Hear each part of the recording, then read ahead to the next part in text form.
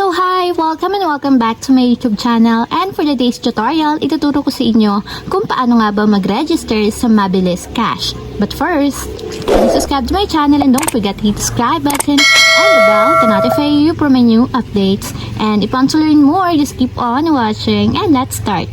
So ayan guys, for today's video, bago tayo makapag-register sa Mabilis Cash, ang kailangan is magda-download muna tayo ng kanilang official application. So para makapag-download sa mga Android users, pwede nating i-download sa Google Play Store, and para naman sa mga iOS users, pwede nating i-download sa App Store.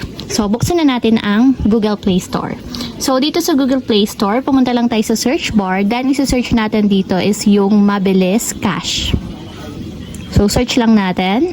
And ganito guys yung itsura ng pinakang application ng Mabilis Cash. So install muna natin siya sa ating mobile device and wait natin hanggang sa matapos ma-install. So ayan, after ma-install, ganito yung lalabas. So itatap lang natin dito yung open para directly mapunta tayo sa pinakang application ng Mabilis Cash. So after nyan, itatap lang natin dito yung next para ma-continue natin. Then tap natin dito is yung agree and authorize. So ito yung SMS permission. So tap lang natin. Then i-allow lang natin ma-access yung ating messages. And ayan, allow lang natin.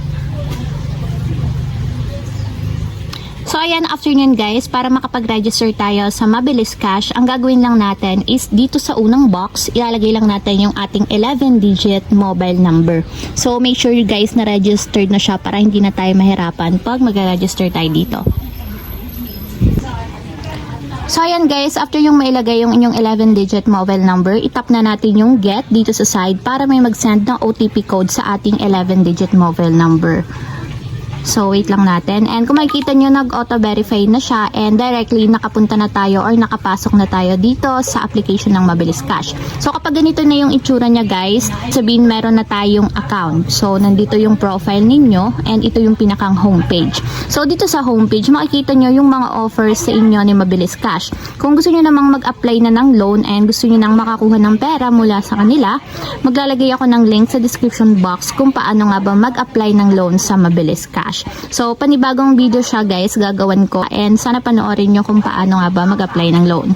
So, ayun lang guys, ganun lang kasimple kung paano nga ba mag-register sa Mabilis Cash. If you have a question, can comment down below and don't forget to hit the subscribe button and the bell to notify you for my new updates. And thank you for watching!